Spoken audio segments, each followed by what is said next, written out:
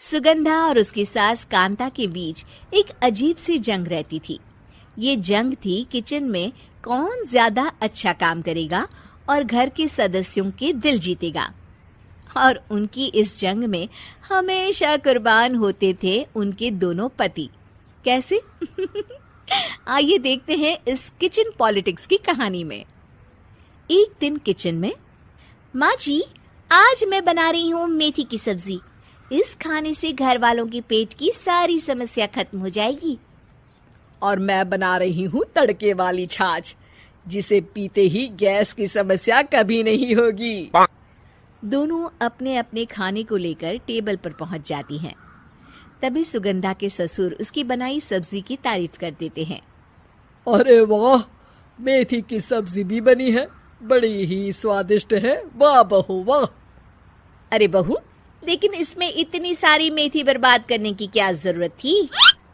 देखिए माँ जी, ये तो वो मेथी है जो आप रात में भिगोकर सुबह उसका पानी पीती हैं, और जो मेथी फेंक देती हैं उसी से मैंने ये सब्जी बनाई है।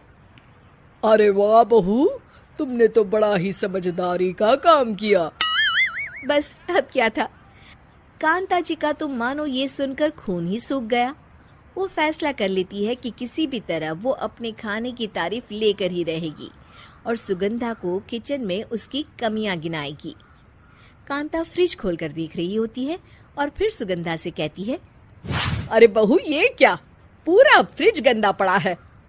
तभी वहाँ सुगंधा का पति आ जाता है। वो सुगंधा को डांट कर कहता है, सुगंधा, तुम्हें कितनी बार कह रखा है कि वायरस फैल रहा है, साफ सफाई का पूरा ख्याल रखना है, लेकिन तुम किचन में इतनी गंदगी रखोगी तो कैसे चलेगा। सुगंधा सास की तरफ देखती है जहाँ वो मुस्कुरा रही होती है। सुगंधा समझ जाती है कि सास ने उससे बदला लेने के लिए ये सब किया है। दोनों रात के खाने की तैयारी में लग जाती हैं। दोनों ना एक दूसरे की तरफ देखती हैं और ना ही एक दूसरे से बातें करती हैं।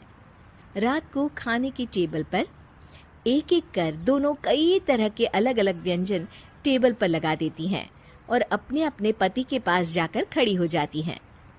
अरे खाइए जी खाइए, मैंने बड़ी मेहनत से बनाया है। प्लेट में वो खाना डालती हैं। सुगंधा भी दोनों की प्लेट में खाना डालते हुए कहती है, बड़ी ही मेहनत लगी है इस खाने को बनाने में। हाँ, दोनों को ना चाहते हुए भी सारा खाना खाना पड़ता है।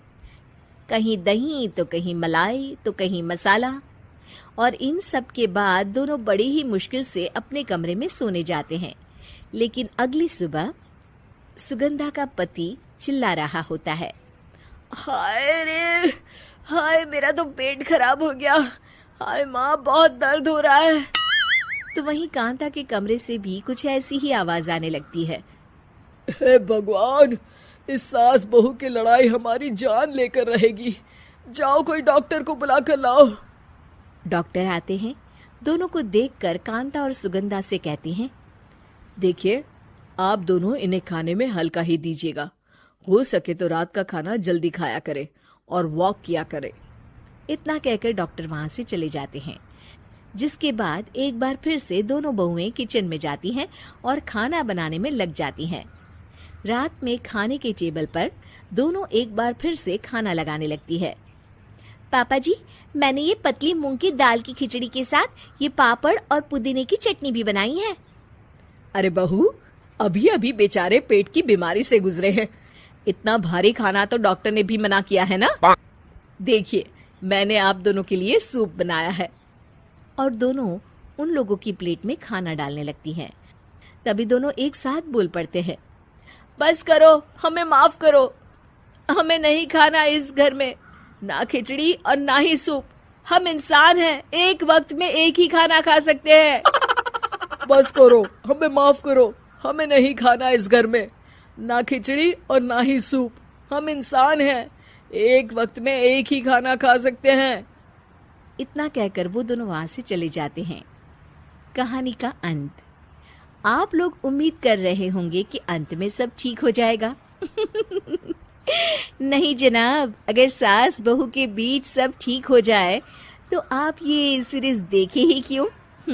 तो मजा लीजिए इस चैनल में सास बहू से जुड़ी कहानियों का, क्योंकि ये ऐसा रिश्ता है जिसकी मिठास उसकी खटास में हमेशा ज्यादा ही रहती है।